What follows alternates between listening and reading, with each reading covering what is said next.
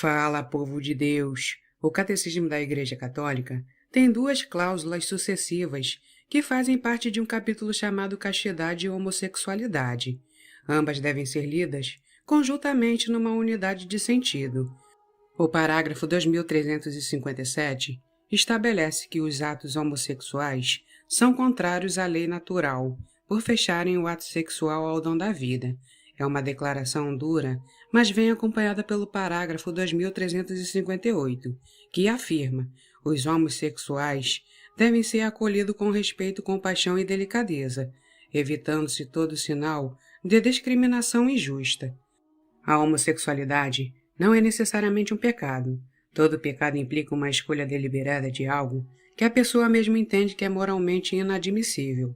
O Catecismo destaca que um número considerável de homens e mulheres apresentam tendências homossexuais profundamente arraigadas e que esta inclinação objetivamente desordenada constitui para a maioria deles uma autêntica provação. Devemos levar em conta que as tendências homossexuais, cujas causas e elementos característicos continuam sendo objeto de acalorados debate entre sexólogos, psicólogos e educadores, não são em si pecaminosos. O pecado consiste em sucumbir de forma deliberada, o que se aplica não só às tendências homossexuais. Em muitos outros exemplos, os seres humanos precisam manter sob controle as suas inclinações naturais, a fim de serem donos de si mesmos e viverem uma vida de ascetismo e superação, que requer grande esforço. Por isso, o Catecismo acrescenta que as pessoas homossexuais são chamadas a realizar a vontade de Deus na sua vida, e, se forem cristãs, a unirem ao sacrifício da cruz de Nosso Senhor, as dificuldades que podem encontrar por causa da sua condição. Quem experimenta essas tendências homossexuais podem se enganjar em relações de amizade especialmente profunda com outros homens e outras mulheres, e a amizade, lamentavelmente, é uma forma de amor rara hoje em dia. As pessoas homossexuais, portanto, não devem rechaçar as relações estreitas com os outros, mas sim desenvolvê-las de forma adequada. É assim que o Catecismo aborda a questão, recordando, além disso, que os homossexuais não são os únicos chamados à moderação e ascese. Basta observar a quantidade de homens que afirma que a monogamia é uma cruz pesada demais para eles. Por exemplo, a Igreja não pode reconhecer as uniões homossexuais como equivalente ao do matrimônio, porque elas não envolvem a plenitude da entrega à multa de um homem e uma mulher, abertos ao dom da vida, condição necessária para o próprio conceito de matrimônio. Os homossexuais falam das suas reivindicações, observando que quando suas tendências se tornam públicas sem o consentimento pessoal, eles se sentem rejeitados e indesejados, e este é um problema pastoral muito importante. Posso distinguir duas situações aqui. Na primeira, a de uma pessoa com tendências homossexuais, que não as alardeia, mas a experimenta como uma espécie de cruz pessoal.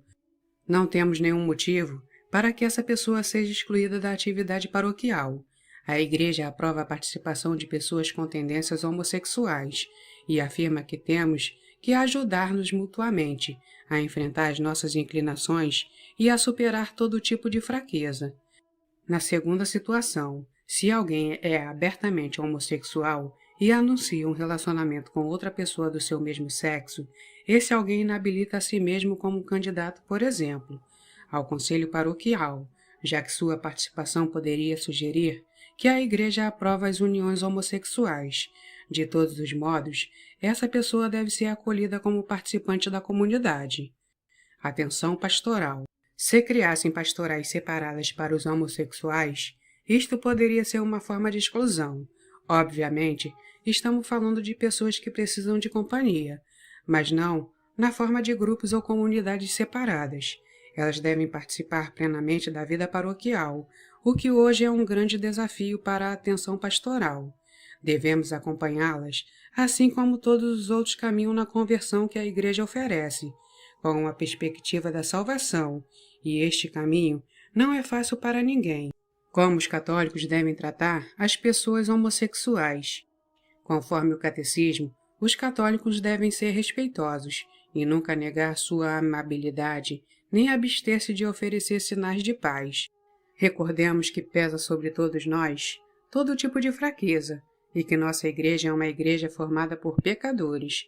Todos nós confessamos pecados diferentes, e isto não impede que nos relacionemos com as outras pessoas. Os homossexuais devem ser tratados como quaisquer outras pessoas. Devemos trabalhar junto a eles e ser seus amigos, assim como de qualquer outro membro das nossas comunidades. Ninguém merece ser visto apenas pelo prisma da sua diferença. A Igreja não aprova as práticas homossexuais, pela mesma razão que não aprova a prática do sexo pelo sexo, mas o mero conhecimento de que alguém é homossexual não deve impedir o desenvolvimento de outros campos das relações humanas. Um homossexual pode ser santo. Os homossexuais, como todo mundo, são chamados à santidade. É preciso levar em conta, porém, que para eles, esta vocação pode envolver um autêntico calvário.